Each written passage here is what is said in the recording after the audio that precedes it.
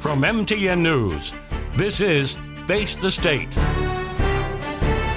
Welcome. Thank you for joining us. I'm Jackie Coffin. And I'm Augusta McDonald. We are continuing our debrief on the 68th session, wrapped up a couple weeks ago. And the governor is working through measures that made it across the finish line. One topic he did support: funding for fire suppression efforts in Montana.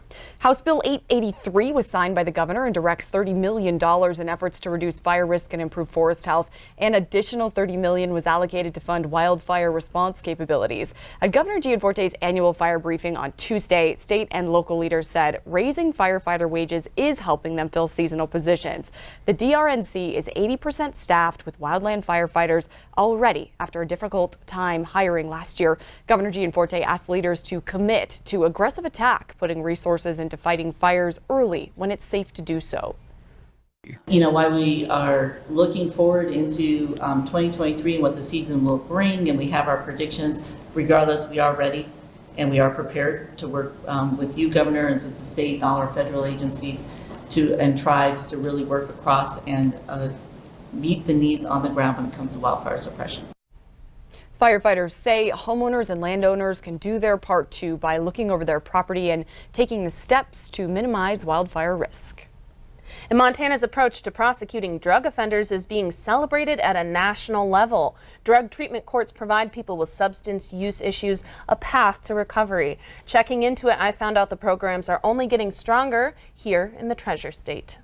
For treatment courts in the state of Montana. Montana treatment courts are being used as a national model, and in Billings Wednesday, the National Center for DWI Courts awarded these courts with a special certification, allowing Montana courts to train other treatment courts across the country. And other teams around the country who want to learn how we operate and learn best practices come and visit Montana, either virtually or in person. Judge Mary Jane Nicely says there are now 40 treatment courts across the state, and each is unique. Some specialize in Indian child welfare and family treatment.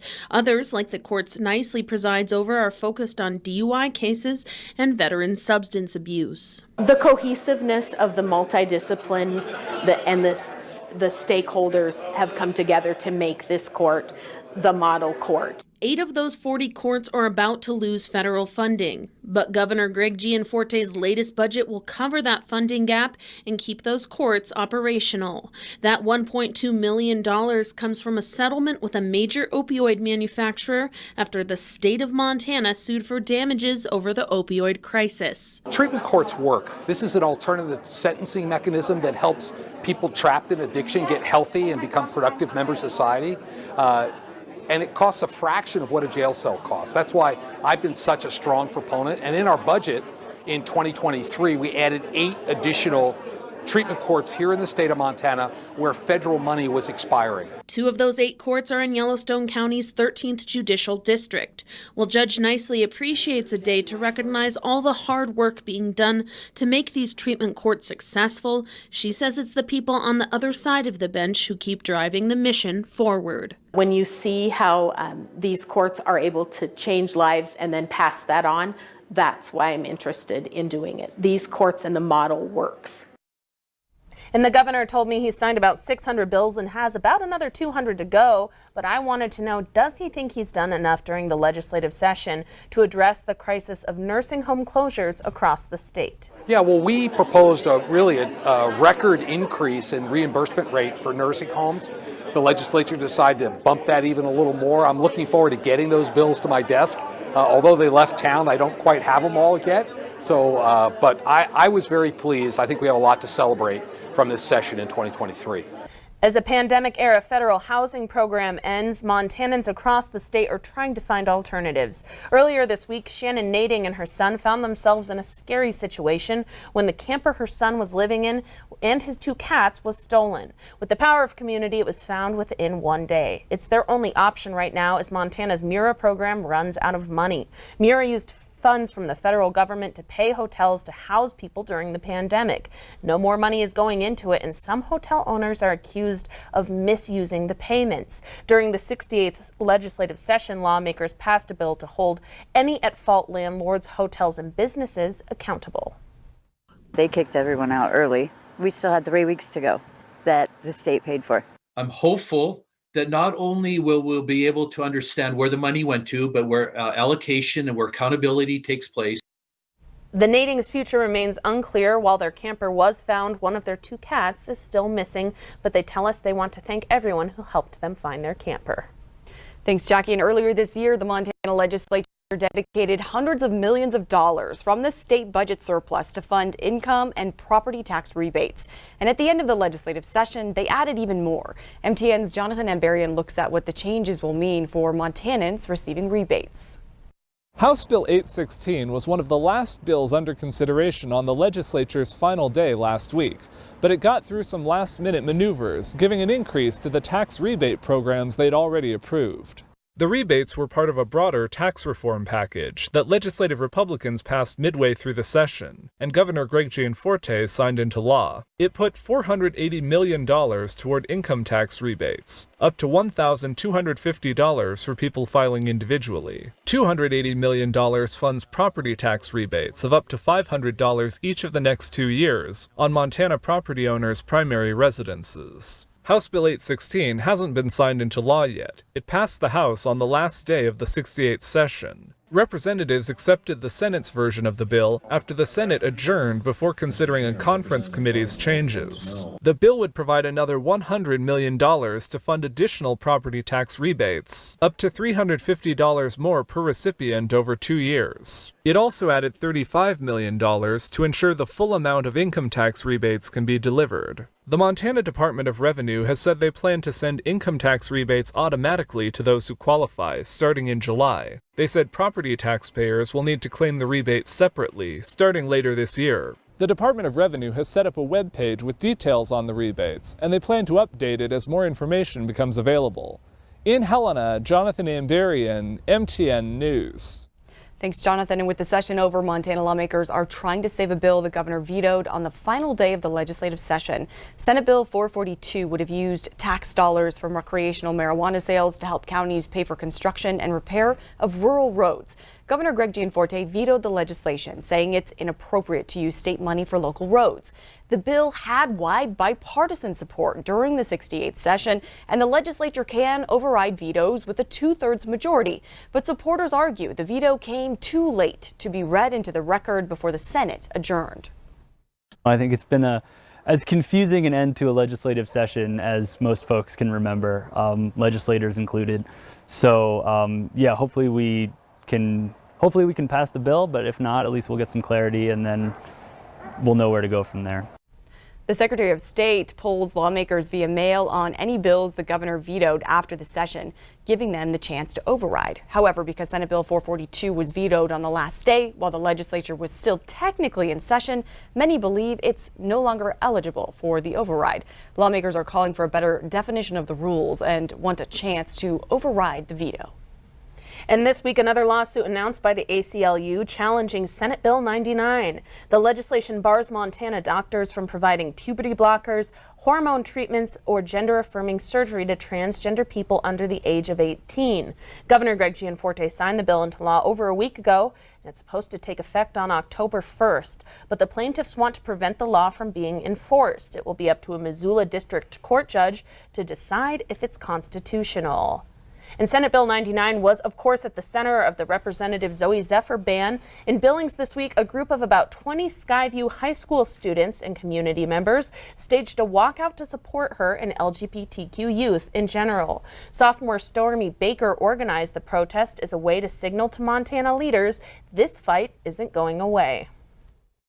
Everyone that you see here is here to support trans youth, not only that, but also because of the unfortunate events that happened to Montana's only trans representative, Zoe Zephyr. Know that we won't stop fighting for our rights, for the right to exist. Supporters of Senate Bill 99 say the legislation protects children from making decisions they could potentially regret when they get older. And after the break, I talked to conservative think tank Frontier Institute about their perspective on the session. And coming up, the American Indian Caucus breaks down how their priorities went this session. Stay with us. Welcome back to Face the State. Welcome back to Face the State. Joining me now to discuss issues affecting Montana's tribes during the legislature this session, I have Senator Jason Smalls from Busby and Representative Shane Morjo from representing Missoula County. Thank you both for being here. And to start off, Senator Smalls, maybe talk a little bit about your wins for the session, and just tell us where you landed with some of the priorities you had coming in this spring. All righty. Well, thank you. I guess first off, you win some and you lose some, right? So it was a relatively successful session for me on a personal level. Worked on some healthcare stuff again. Had some winners. Managed to actually run a bill to cap insulin copay at $35 a person for residents of Montana, which is a pretty important bill, I guess, when 1/10 of the population is actually diabetic in this state. So that's a little something for everybody. Went through well, little resistance, not bad. Little mental health care type stuff, fixing some issues that we'd created in previous sessions. We got some of those bugs ironed out. Worked on quite a bit of the red tape relief efforts of the state. We did quite a few licensure bills and whatnot. I think I carried 3 or 4, just fixing up some of the boards and some of the processes. Trying to maintain Montana as a good place to come and go to work, basically. And then I guess so this year it was pretty interesting. It was the first time I was the chairman of the Montana Indian Caucus during the session itself, and I would have to say we had mixed reviews. We did pretty well on most everything. Of course, funding's always an issue.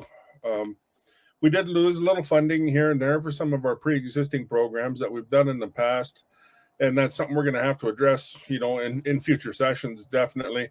But across the board, though, I mean, we managed to codify ICWA into Montana code, which is pretty important. A lot of our bigger priorities we got through. Montana Indian language preservation. We continue to have that program and it continues to develop. As far as MMIW, that was one of those areas where we passed some bills. We got some pretty good stuff through, but there definitely could have been money attached to there could have been money attached to more of the programs that we had going. I mean, one of our long running programs, which is a task force. I mean, that's boilerplate legislation for the rest of the United States. So that one ended up getting defunded quite a ways, but we're resilient. We'll make it work. We'll come back and try it again and try to get everything installed back to where it should be. Thank you, Senator Smalls. And Representative Morjo, maybe talk a little bit about sort of what you worked on and where you feel priorities for the tribes in Montana landed this year. Yeah, I think Senator Small hit on some good legislation. We, as far as like the caucus, we got some bills passed. We have the Missing Murdered Indigenous Persons Task Force. Unfortunately, the funding in that was reduced from $50,000 to $5,000, which really makes it difficult, I think, to run that task force or to push out resources for computer upgrades and the things that are needed for the work of that particular task force. Senator Small is much more in tune with what's happening with that particular task force as he's been involved in that legislation over the last few years. I would say, we were able to get a bill through for, and again, we already touched on this already, but we were able to pass a bill and work with Representative Wendy Boy on the Montana Indian Child Welfare Act, which I think is a huge win.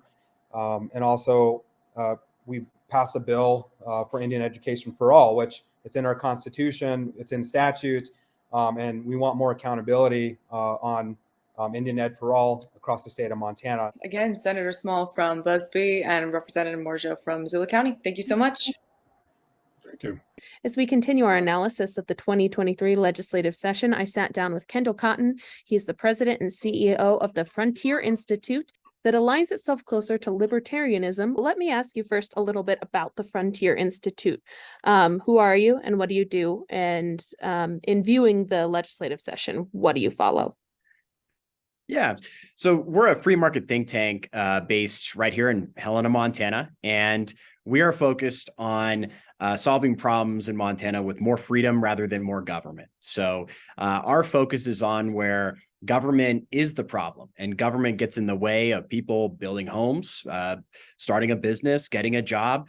And we work with experts and build coalitions to help break down those barriers. So the legislative session is a week behind in the rear view mirror. We've been done with it. So let me ask you about your thoughts on how the session went in some pieces of legislation that stand out to you as wins. So, you know, from our perspective, there was a lot to celebrate with the 2023 legislature. You know, we saw some of the biggest challenges for some of the biggest challenges facing Montana. We actually saw the legislature prioritize reducing the size and scope of government and expanding our freedoms. And, you know, from our perspective, that's definitely something to celebrate. And so we talked a little bit before we started this about red tape relief bills that kind of came fast and heavy at the beginning of the session. Were those something you were, what's kind of your take on those? Yeah, you know, that was, I think, a big success to celebrate this legislative session. You know, the governor's red tape relief initiative is something that I don't think we've really ever seen, at least for the last 20 years or so in Montana. A lot of these regulations that have just accumulated over time on Montana's books have been, you know, passed and then never reviewed again. And so a lot of these regulations, I think that we're finding out, are outdated and they're not well suited for today's marketplace. And so the Red Tape Relief Initiative led to, gosh, it was, I think it was over 100 bills that were modernizing regulations, were simplifying the regulations on the books, and directing agencies to even get rid of regulations that we didn't need anymore. So that's a really big accomplishment to have that many bills get put forward. And I believe many of them, if not the majority of them, have gotten across the finish line. And, you know, looking forward, I think that Montanans are going to start to see the benefit of that red tape relief as agencies go in and then take these administrative rules off the books that were tied to those pieces of law. So I think that there's a lot more red tape relief in the future. And I know something you've been very vocal about is housing and kind of finding solutions to Montana's housing crisis. And as you said before, you're nonpartisan and you find yourself aligning with different groups, you know, who might not share all of your views, but you come together on a topic like housing and you bring all your different ideas to the table. Tell me about that process, as well as housing bills and initiatives you saw this session. Yeah. I mean, I'll just say right off the bat that, you know, it's been incredible this legislative session to work with, you know, a really diverse bipartisan coalition of groups on the right, on the left, to get some really substantial pro-housing reforms across the finish line. I think that this was a moment where, you know, bipartisanship really shined during the 2023 legislature, despite there being a Republican supermajority. Thank you again for joining us, Kendall. We'll be right back with more Face the State. Follow MTN's coverage of the 68th session online anytime at your look. Welcome back to Face the State. Welcome back to Face the State. As we continue our analysis of the Montana 2023 legislative session, I sat down with Deputy Director Durf Johnson for the Montana Environmental Information Center to get his take. Durf, I'll just ask you, looking now with the legislative session a week in the rearview mirror, we're still expecting a lot of bill signings and kind of seeing what the governor will decide to do with some of the pieces of legislation that passed. But what's your take so far of how the session went now that we're past it a little bit? What would be your review with MEIC of the session? You know, the legislature this year was pretty troubling in a lot of policies that they passed related to the environment. There were a number of bills that weakened water quality standards, that weakened the Montana Environmental Policy Act, MEPA, that weakened public participation. And a lot of them were passed and are now heading to the governor's desk. And so really, at this point, it's a critical time for determining whether they're actually going to become law or not. And we have a lot of concerns with the legislation specifically. Well, there was two major MEPA bills that we're concerned about, SB 557 and HB 971. And those two pieces of legislation did a number of things. One of which is that it makes MEPA largely a paper exercise because it changes the law so that it would be very difficult and expensive for somebody to go to court if they thought a MEPA document was insufficient under the law. And so there's no repercussions for the government if they fail to do their job.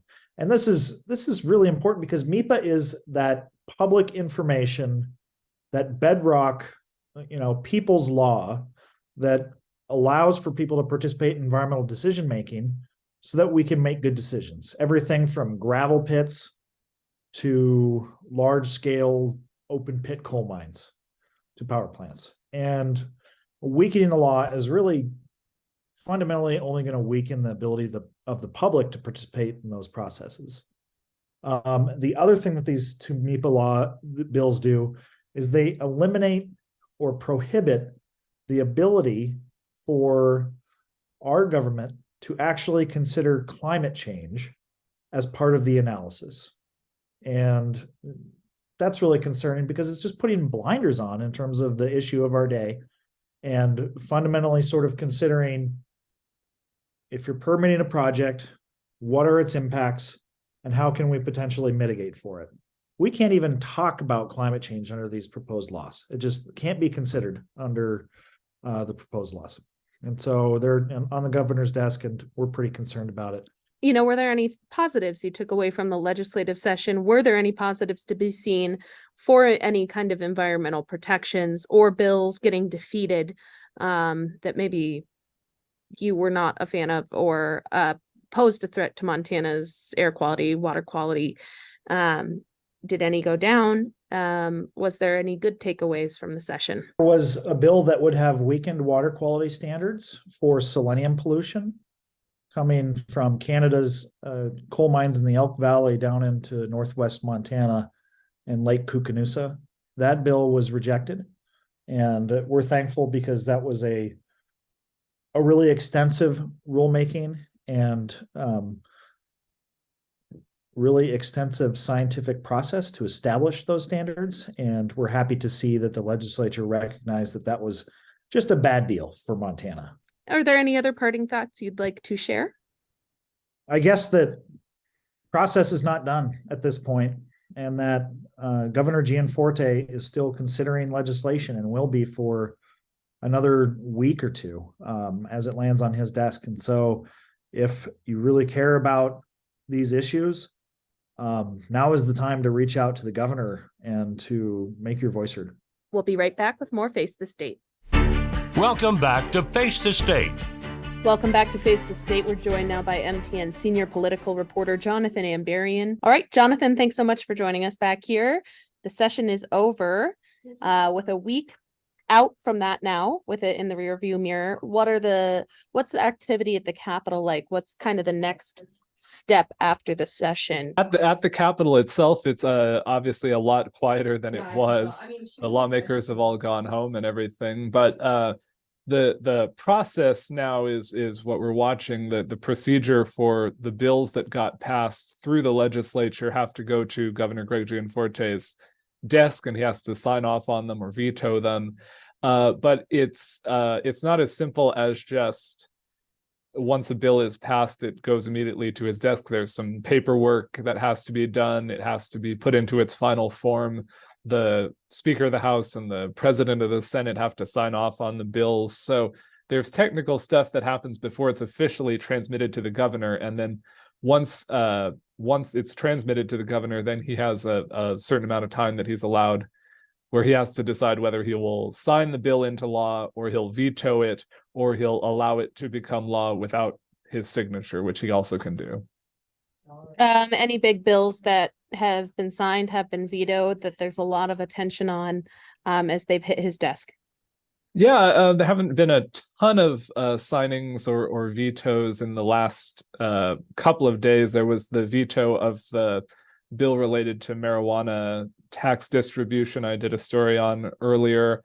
That came right on the last day of the session, and then he vetoed a couple of other bills last week as well. As far as signings, there have been some smaller ones, but there was one regarding the timeline for public information requests on Wednesday. He's signing the bill to make huckleberries the state fruit. So there have been some bill signings, but a lot of the big ones with dealing with taxes and budget and finance and things we haven't seen yet. So. And now once that happens, what else are you following around this? I mean, we've already seen a couple of lawsuits come down. What's some of the activity you're following as a political reporter in addition to bill signings? Well, certainly, yeah. I mean, we expect there will be some more lawsuits filed on some of the bills dealing with abortion and with LGBTQ rights and some of those things. So certainly we'll be watching those things as they move through the court. And then, yeah, just as things move forward, we'll be watching some of the downstream effects and trying to see how the implementation of some of these things works out. So there's plenty to keep an eye on even after the session is over. And that includes interim committees. The legislators, once they're done with session, they're not totally off the hook for their responsibilities. What's the next, phase for them as state representatives? Yeah, so lawmakers, they get appointed to interim committees, which meet in the interim, in the year and a half between when this year's legislative session gets over and the next election happens. And those will start probably happening in this summer and really get going later in this year and going into next year. And what they do is they usually are looking at some issues that they didn't get a chance to work on maybe during the session in such a short time period. So they look at some things that maybe take a little more time, a little more detail to get into. And so a lot of times the interim committees are focused on studying issues and proposing things that maybe the next legislature will take up and vote on. And we'll see, it'll be kind of a difference this time because there was a bill passed that the governor did sign, which changes the makeup of the interim committees. They were always balanced. They had equal numbers of Republicans and Democrats. And so when that was the case, you always knew that if a bill were proposed by the interim committee, it had at least some support from both parties. And so it might be likely to move through the process a little easier. Well, the new law says that the majority party in the legislature will also have a majority of the seats on the interim committees. It'll be interesting to see if anything is different in terms of kind of what comes out of some of these committees than we've seen in the past.